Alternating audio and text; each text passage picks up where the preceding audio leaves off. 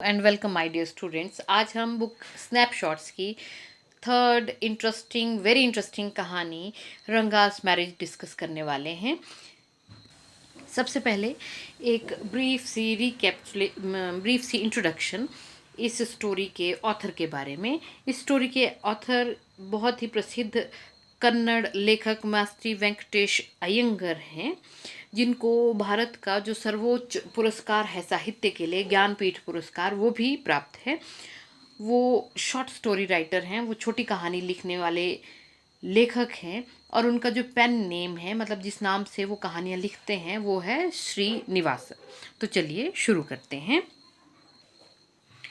Ranga, the accountant's son, is one of the rare Vilakshan breed Prajati among the village folk who has been to city to pursue करना होता है आगे बढ़ाना, his studies. रंगा जो accountant का बेटा है, गणक का बेटा है। गणक, यू अंडरस्टैंड, बैंक में वो एम्प्लॉय जो पैसे की गणना, पैसा के लेन देन करते हैं, उनको अकाउंटेंट कहा जाता है। रंगा अकाउंटेंट का बेटा है, गणक का बेटा है, is one of the rare breed, और वो बड़ी विलक्षण प्रजाति का जीव है। क्यों? क्योंकि गांव के लोगों में वही एक व्यक्ति है जो अपनी पढ़ाई को आगे बढ़ाने के लिए शहर गया है। When he returns to his village, जब वो लड़का अपने गांव लौट करके आता है from city of Bangalore, Bangalore के शहर से, द क्राउड्स मिल अराउंड एक का अर्थ होता है खूब संख्या में, भीड़ में इकट्ठे होना, बिना किसी स्पेशल पर्पस के, बिना किसी विशेष उद्देश्य के। His house to see whether he has changed or not. भीड़ इकट्ठी हो जाती है उसके घर के आसपास ये देखने के लिए कि वो शहर जाकर के बदला है या नहीं। His ideas about marriage are now quite different, और आर दे, उसका जो विचार है शादी को लेकर के अब वो काफ़ी बदल गया है। और आर दे, क्या वाकई में उसके विचार बदल गए हैं? When you see this title, some of you may ask, Ranga's marriage. जब आप इस कहानी का टाइटल पढ़ेंगे, लेखक आप लोगों को, पाठकों को कह रहा है, जब आप लोग इस कहानी का शीर्षक पढ़ेंगे रंगास मैरिज, तो आप कहेंगे क्या, रंगा की शादी? व्हाई नॉट रंगनाथ विवाह और रंगनाथ विजय? इस कहानी का शीर्षक कोई बड़ा बढ़िया क्यों नहीं रखा है? कहते रंगनाथ विवाह रख देते, रंगनाथ विजय रख देते। Well yes I know, I could have used some other mouth filling होता है बढ़ा चढ़ा करके किसी चीज़ को कहना, आडंबरपूर्ण बात कहना, उसको कहते हैं माउथ फिलिंग, मतलब चीज़ छोटी सी और बड़ा सा नाम। वन लाइक जगन्नाथ विजय और गिरिजा कल्याण। कहते हाँ, मुझे पता है कि मैं एक ऐसा टाइटल, ऐसा शीर्षक भी दे सकता था जो खूब आडंबरपूर्ण हो, जो खूब दिखावे वाला हो, जैसे कि जगन्नाथ विजय और Girija Kalyan. But then this is not about Jagannath's victory और गिरिजाज वेडिंग। लेकिन तब ये जो कहानी है, ये ना तो जगन्नाथ के विजय के बारे में है, ना ही गिरिजा की शादी के बारे में है। It's about our own Ranga's marriage. ये कहानी है हमारे अपने रंगा की शादी की, and hence no fancy title, और इसीलिए मैंने कोई भड़कीला शीर्षक नहीं चुना। Hosahalli is our village. अब लेखक आप लोगों को कह रहा है, कहते होसाहाली मेरा गांव है।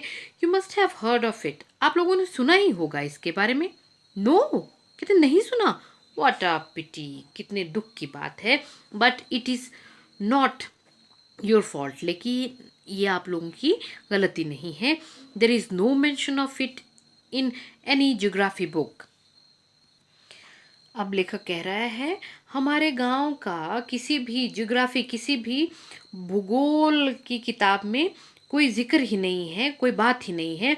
दो sahibs in England writing in English. कहते ये जो इंग्लैंड में बैठे हुए साहिब लोग हैं, इंग्लिश में लिखते हैं, probably do not know that such a place exist. शायद इन लोगों को ये पता ही नहीं है कि इस तरह की कोई जगह एग्जिस्ट भी करती है, अस्तित्व में भी है। And so make no mention of it, और इसीलिए शायद वो लोग इसका जिक्र नहीं करते, हमारे गांव की बात नहीं करते। Our own people to forget about it. अब लेखक कह रहा है अंग्रेज़ों की क्या बात करें, हमारे अपने लोग भूल जाते हैं हमारे गांव को। You know how it is, आप लोगों को पता ही है कि हम लोग कैसे हैं. They are like a flock of sheep, flock झुंड ऑफ शीप. हमारे यहाँ के लोग कैसे हैं, भेड़ों के झुंड के जैसे हैं. One sheep walks into a pit, the rest blindly follow it. एक भेड़ गड्ढे में जा गिरेगी तो बाकी भी ब्लाइंडली अंधे होकर के उसके पीछे पीछे ही चले जाएंगे. When both the Sahibs in England and our own geographers have not referred to it, जब बोथ दोनों, जब इंग्लैंड में बैठे हुए ये जो साहिब लोग हैं और हमारे अपने ये जो भूगोल शास्त्री हैं, have not referred to it, उन्होंने ही हमारे गांव का नाम नहीं लिया. यू कैन नॉट एक्सपेक्ट, तो आप नहीं एक्सपेक्ट कर सकते हैं, नहीं उम्मीद कर सकते. द पुअर कार्टोग्राफर, कार्टोग्राफर वो व्यक्ति होता है जो मैप्स ड्रॉ करता है, जो मानचित्र बनाता है. तो अब यहाँ पर लेखक कह रहा है, कहते जब इंग्लैंड के साहबों ने कोई बात नहीं की हमारे गांव के बारे में, न जोग्राफर्स ने बात की, तो आप किस तरह से उम्मीद करते हैं कि एक बेचारा वो जो मानचित्र बनाने वाला व्यक्ति है वो भी हमारे गांव को याद रखता मानचित्र बनाते हुए. कैन यू, कहते क्या आप उम्मीद कर सकते हैं ऐसी. And so there is not even the shadow of our village on any map, और शायद इसी कारण हमारे गांव की कहीं छाया भी नहीं देखने को मिलती है आपको किसी भी मानचित्र में. Sorry, I started somewhere and then went off in another direction. कहते ओह माफ़ करिएगा, मैं कहीं से चला था और कहीं दूसरी ही दिशा में जा पहुंचा. If the state of Mysore is to Bharatavarsha, अब यहाँ लेखक आपको ये बताना चाह रहा है कि उसका जो गांव है वो कितना इम्पोर्टेंट है. तो वो बताते बताते वो कह रहा है कि अगर भारतवर्ष के लिए Mysore state sweet karigadubu is to a festive meal, भारतवर्ष के लिए मैसूर स्टेट बिल्कुल वैसी ही है जैसे फेस्टिव मील, त्योहार के खाने के लिए करिगा डाबू नाम की मिठाई. करिगा डाबू जिस तरह से हमारे यहाँ गुजिया होती है, गुजिया के अंदर मेवे और गरी और मीठा भरा हुआ होता है, तो उसी तरह से करिगा डाबू साउथ में ऐसी ही एक मिठाई है. Then Hosahalli is to Mysore state what the feeling is to karigadubu. अगर भारत के लिए मैसूर करिगा डाबू नाम की मिठाई है तो होसाहाली मैसूर के लिए उस मिठाई के अंदर भरे जाने वाली फिलिंग है, भरावन है, यानी कि वो जो मेवे और मीठी गरी होती है बिल्कुल वैसी है. What I have said is absolutely true, कहते जो कुछ भी मैंने कहा है वो पूरी तरह से सच है. बिलीव मी, मेरी बात का यकीन कीजिए. I will not object, object करना आपत्ति करना, to your questioning it, but I will stick to my opinion. अब लेखक कह रहा है कि अगर आप मुझे कोई ऑब्जेक्शन नहीं होगी, कोई आपत्ति नहीं होगी अगर आप मेरी राय के ऊपर प्रश्न भी उठाते हैं, लेकिन मैं अपनी राय पर अटल रहूँगा, स्टिक करूँगा अपनी राय से. I am not the only one who speaks glowingly of Hosahalli. मैं अकेला ही वो व्यक्ति नहीं हूँ जो होसाहाली के बारे में इतनी बढ़ा चढ़ा करके, ग्लोइंगली, ग्लो करना होता है चमकना, ग्लोइंगली मतलब बड़े चमकीले शब्दों में, बड़े भड़कीले शब्दों किसी चीज़ को कहना. We have a doctor in our place, his name is Gunda Bhatt. हमारे यहाँ एक डॉक्टर है जिसका नाम है Gunda Bhatt. He agrees with me, वो भी मुझसे सहमत होता है. He has been to quite a few places, वो काफ़ी जगह घूम करके आया है. नो नॉट इंग्लैंड, कहते नहीं नहीं इंग्लैंड नहीं गया वो. If any one asks him whether he has been there he says, अगर कोई उससे पूछता है कि क्या वो इंग्लैंड जा आया है तो वो कहता है नो अनया. अनया बड़े भाई को जैसे कहते हैं. कहते नहीं भाई, I have left that to you, ये काम मैंने तुम्हें छोड़ रखा है. Running around like a flea pestered dog is not for me. Flea आप समझते हैं, जो पशुओं को छोटे छोटे पिस्सू पड़ जाते हैं, जो जंप करते हैं, जिनके विंग्स नहीं होते, पंख नहीं होते, छोटे छोटे पैरासाइट, उनको फ्ली कहते हैं. पेस्टर्ड पीड़ित. तो अब पोइट क्या कह सॉरी ऑथर क्या कह रहा है, I have left that to you, ये काम मैंने तुम्हें छोड़ रखा है. Running around like a flea pestered dog, एक पिस्सुओं से पीड़ित कुत्ते की तरह दौड़ना, इज़ नॉट फॉर मी, ये मेरा काम नहीं है. I have seen a few places in my time दो, यद्यपि मैंने अपने जीवन काल में कुछ जगहें देखी हैं, as a matter of fact he has seen many.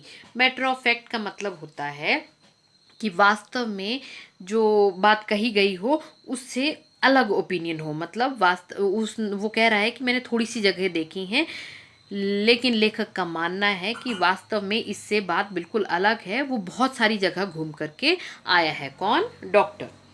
We have some mango trees. अभी रंगा की शादी की बात करते करते जब उसके गांव की बात चली है तो वो इतना भावुक हो गया अपने गांव की बात करते करते कि वो बढ़ता चला जा रहा है अपने गांव के बारे में बताते हुए। तो वो क्या कह रहा है? We have some mango trees in our village. हमारे गांव में कुछ आम के पेड़ हैं। Come visit us. कहते आइए, हमारे यहाँ आइए। And I will give you a raw mango, और मैं आपको एक कच्चा आम दूंगा फ्रॉम वन ऑफ देम, उन आमों में से। Do not eat it. कहते नहीं नहीं, खाना मत इसे। Just take a bite. बस एक बाइट लेना, एक बार दांत गड़ाना। The sourness is sure to go straight to your brahmarandhra. ब्रह्मरंध्र होता है हमारे तालू के ऊपर, स्कल में, खोपड़ी वाला में जो हिस्सा होता है सबसे ऊपर, उसको ब्रह्मरंध्र कहते हैं। ये हिंदी का शब्द है।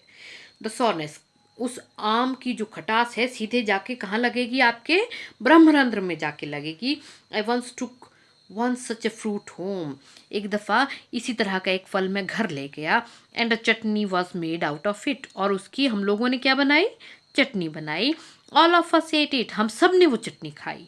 The cough we suffered from after that. और उसके बाद जो खांसी हमें हुई, it was when I went for the cough medicine that the doctor told me about the special quality of the fruit. और तब जब मैं खांसी की दवाई लेने के लिए डॉक्टर के पास गया था, तब डॉक्टर ने मुझे हमारे यहाँ के आम के इस स्पेशल गुण के बारे में, विशेष क्वालिटी के बारे में बताया। Just as the mango is special, so is everything else around our village. जिस तरह से हमारे यहाँ का आम विशेष है, उसी तरह से हमारे गांव की आसपास की सब जगह खास हैं। We have a creeper. Creeper होती है बेल किसी चीज़ की। Growing in the ever so fine water of our village pond. हमारे गांव का जो तालाब है उसके इर्द गिर्द एक ऐसी बेल है, ग्रो कर रही है, बड़ी हुई है। Its flowers are feast to behold. Behold करना होता है देखना। कहते इसके जो फूल हैं वो तो देखने के लिए बहुत आनंददायक हैं, बहुत मज़ेदार हैं। Get two leaves from the creeper. उस बेल से 2 पत्ते ले लीजिए। When you go to pond for your bath. जब आप नहाने के लिए वहाँ तालाब में जाएं। And you will not have to worry about not having leaves on which to serve the afternoon meal. और फिर आपको बिल्कुल चिंता नहीं करनी पड़ेगी कि दोपहर का जो खाना है वो किन पत्तों पर परोसा जाए। फिर आपको पत्तों की चिंता नहीं बचेगी। साउथ इंडिया में खाना केले के पत्तों के ऊपर परोसा जाता है क्योंकि वो पत्ते बहुत बड़े बड़े होते हैं। तो लेखक कह रहा है कि उसके गांव के वो जो बेल है तालाब के पास लगी हुई, उसके पत्ते इतने बड़े बड़े हैं कि बस 2 पत्ते आप ले जाइए घर, आपको खाना परोसने के लिए और पत्ते नहीं ढूंढने पड़ेंगे। You will say I M rambling. Ramble करना होता है डींगे हाँकना, बढ़ा चढ़ा करके बोलना। अब वो आप लोगों को कह रहा है लेखक कि आप लोग कहेंगे कि मैं डींगे हाँक रहा हूँ। It is always like that when the subject of a village comes up. हमेशा ही ऐसा होता है जब भी हमारे गांव की बात शुरू होती है। बट इनफ, लेकिन काफ़ी हो गया। If any one of you would like to visit us.